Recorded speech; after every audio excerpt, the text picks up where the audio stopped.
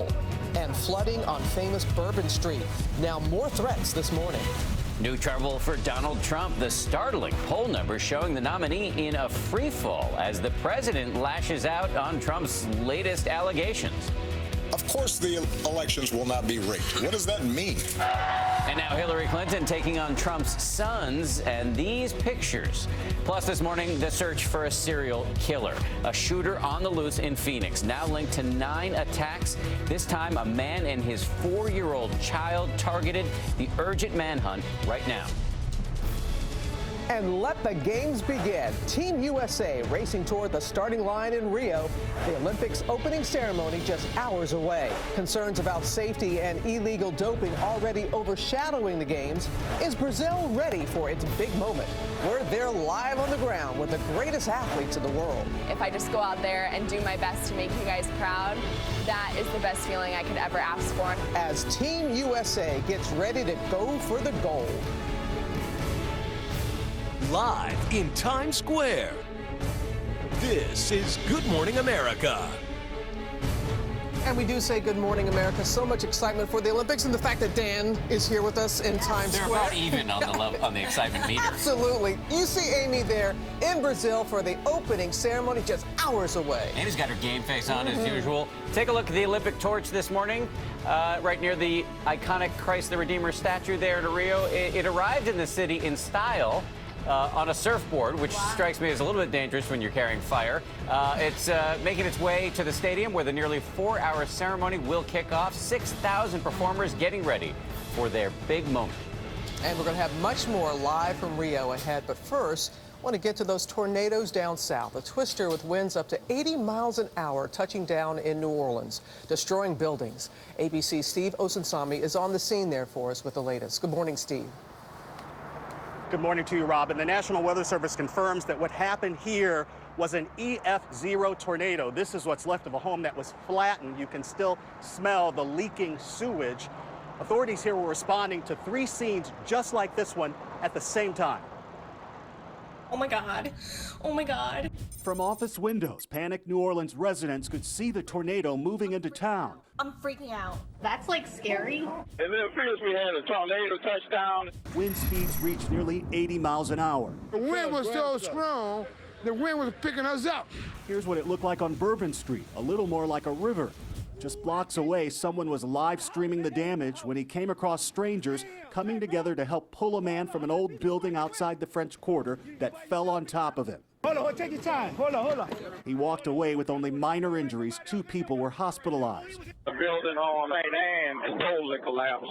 At least 3 structures are destroyed this morning. A number of homes suffered wind damage. 2 power lines fell in the streets. A swirl of debris a block away from my house coming this way that kind of looked like a bomb go off at first.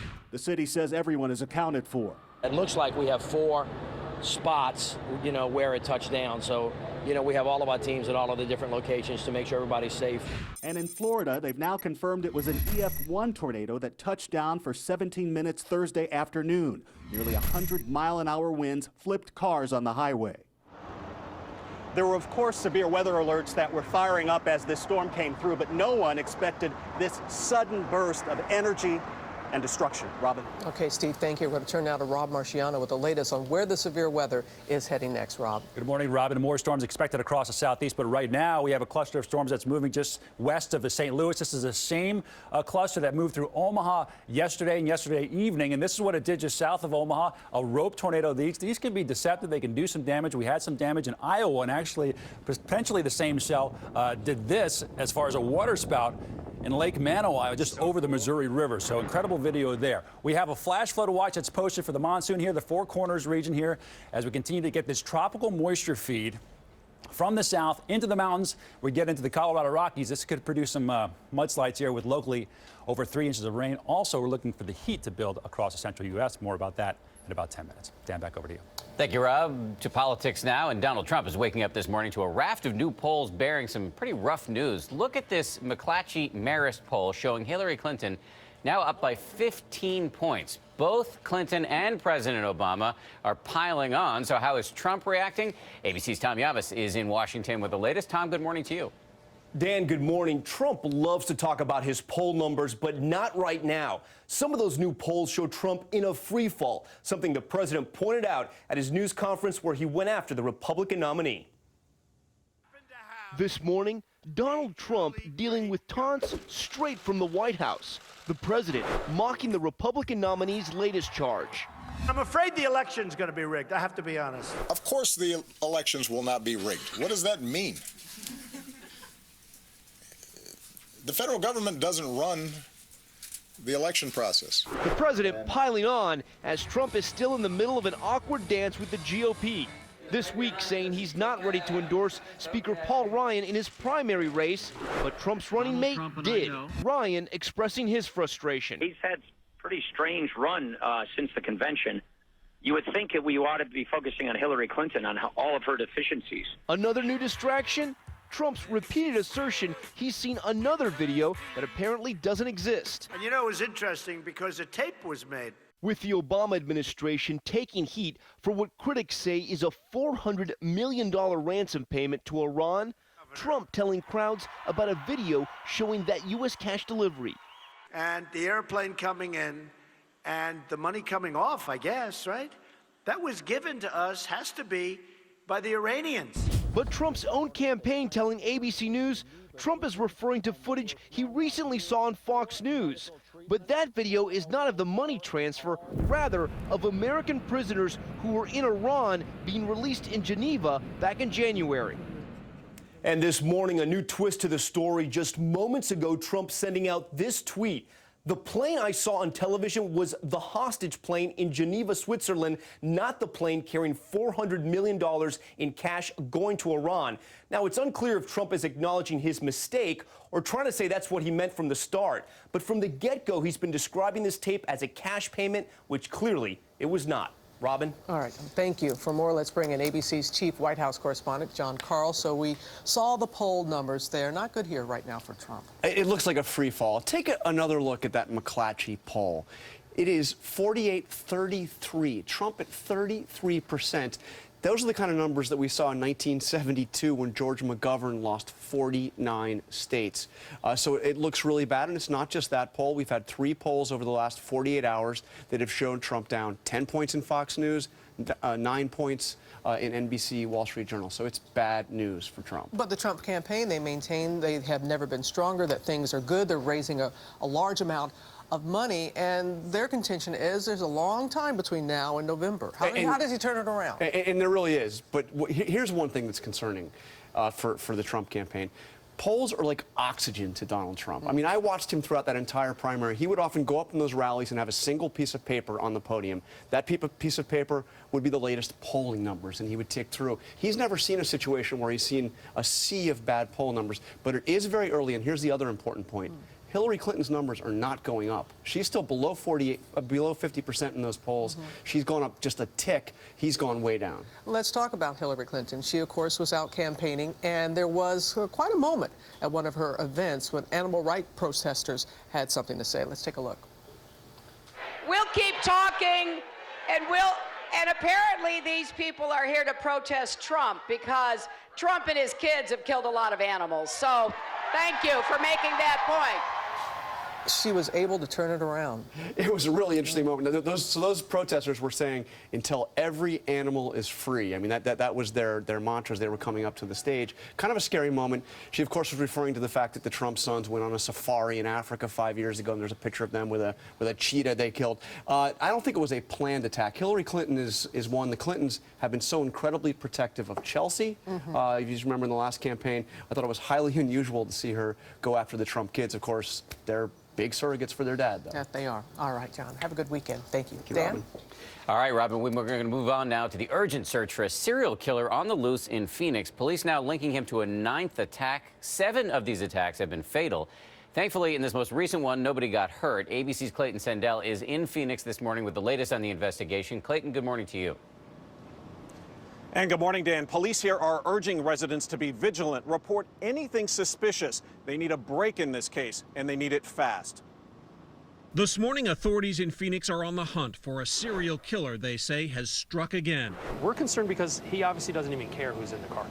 Investigators discovering evidence linking one suspect to a total of 9 shootings. The latest attack July 11th, when police say the gunman shot at a man and a 4-year-old boy in a car. Luckily, they were not hurt. It's too close to home. The series of seemingly random shootings has terrified this community since March. 7 people so far shot dead, 2 others wounded. The youngest victim, 12-year-old Malia Ellis, murdered in June while sitting in a car in front of her own home. 2 women, including Malia's mother, were also killed. My daughter did everything with her kids. They shop, movies, whatever. They did it together. Police believe the suspect may be driving different cars, including a black BMW like this, but there are few other clues, and investigators are frustrated. The randomness of these attacks, the geographical area that this is covering, is presenting a challenge for us. What's even more frustrating, though, is we know somebody knows who's doing this. And to help convince some of those people to come forward, investigators have now upped their reward to $50,000. Robin. Hopefully that will help, Clayton. Thank you.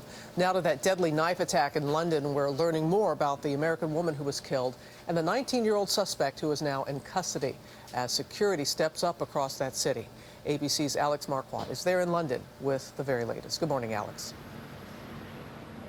Good morning, Robin. That's right. The police here are saying that this young attacker has mental health issues. The response showing you how on edge this city is. And we're learning more about this American victim. She was wrapping up her summer here in London, due to fly home the very next day.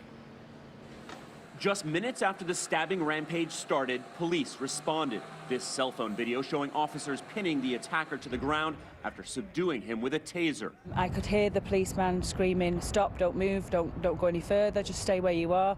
And he turned around and continued running. A new photo this morning of the attacker, identified by British newspapers as 19-year-old Zakaria Bulhan, a Norwegian of Somali origin who grew up in London and who reportedly had been suicidal. Police have uncovered no links to terror, blaming mental instability. We believe it's a spontaneous attack and that the victims were selected at random.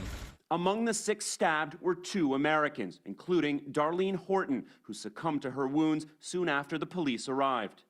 It was the 64-year-old's last night in London before she was due to go home to Florida, after spending the summer here with husband Richard Wagner, a professor at an FSU summer program. Israeli Wjla was also wounded in the attack. We saw the lady laying down, and I asked, like, what happened, and they said that the other guy stabbed her, and then I realized, I looked at my arm and I saw that she was bleeding, and then I realized that he stabbed me. Dr. Wagner, the husband of the victim, is a psychology professor at FSU. The university putting out a statement saying there are no words to express our heartache over this terrible tragedy. We are shocked this senseless violence has touched our own FSU family. Dan? There are no words. No, Alex, thank you. Incredibly sad. Also, just totally random. In Texas this morning, police are dealing with a massive and high-tech car theft ring. Look at this surveillance video showing just one of 100 heists in Houston. Authorities say hackers got into the vehicles electronically. Police now have a pair of suspects in custody. And ABC's David Curley has the latest. David, good morning to you. Morning, Dan. It has been a mystery, this rash of car thefts, but now they've seen that video, and what's happening is the thieves are finding an unlocked car. They're getting in with their laptop. They're able to manipulate the software and drive away with the car. Here, just one example. A man carrying a laptop gets into an unlocked Grand Cherokee. It looks like he plugged something into the car. Soon, the headlights come on, the car is backed out. It is gone in less than 4 minutes. We're not quite sure exactly what it is that they're and how they're manipulating the software to be able to get the vehicle to start. Police and federal authorities say 100 cars stolen in the Houston area transported into Mexico. Finally, police say they caught these 2 men in their early 20s red-handed using a laptop to hack a Jeep Fiat Chrysler vehicle and found blank keys in their house. Police suggest the thieves may have been hacking through the port that technicians use to service vehicles. This, another laptop hack. Jeep's parent company, Fiat Chrysler, says it's cooperating with the investigation, adding the company takes the security of its customers seriously and incorporates security features in its vehicles. This is the same car company that had to come out with a software patch after a couple of hackers working with Wired magazine were able to take control of a vehicle. Consumer advocates say the government needs to set some security standard. Until the government really gets serious about this, or until the manufacturers backtrack, There's going to be more and more hacking of cars.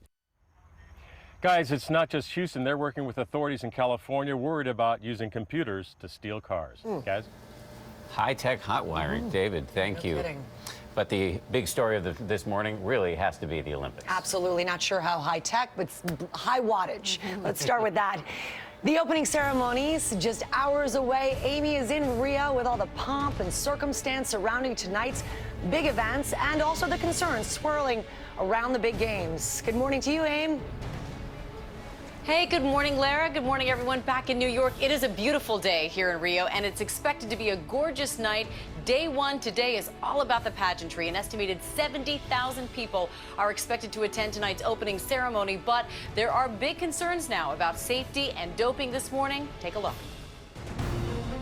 The 2016 Summer Olympics are just a few hours away, but before they kick off here in Rio, a controversial ruling from the Games governing body. The International Olympic Committee telling ABC News overnight that while 271 Russian athletes are now cleared to compete, 118 have been banned. The decision coming after many thought the nation's entire team, known for its athletic prowess, would be absent in Rio following an alleged statewide doping scandal.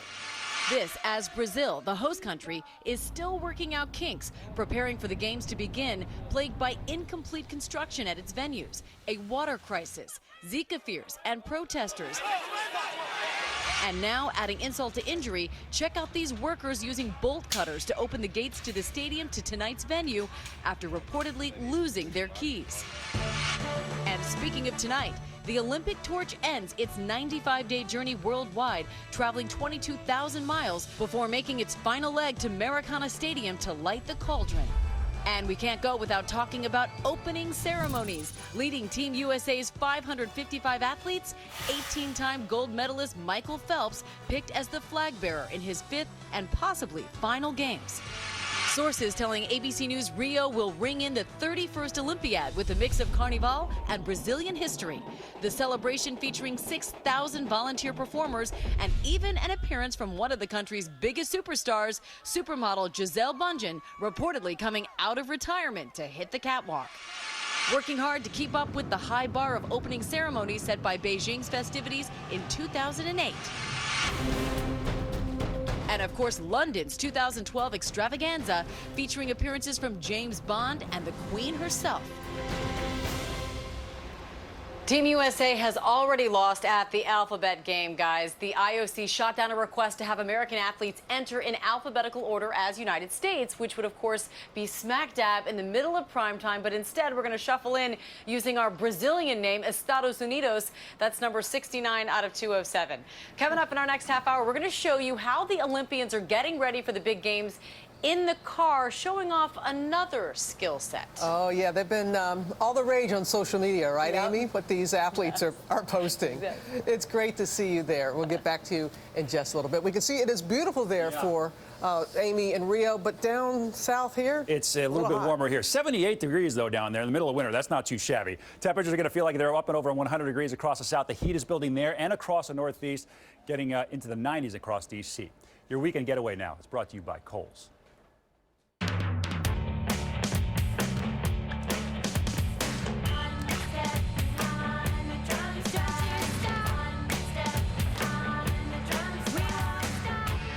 Get your sneaker game on at Kohl's.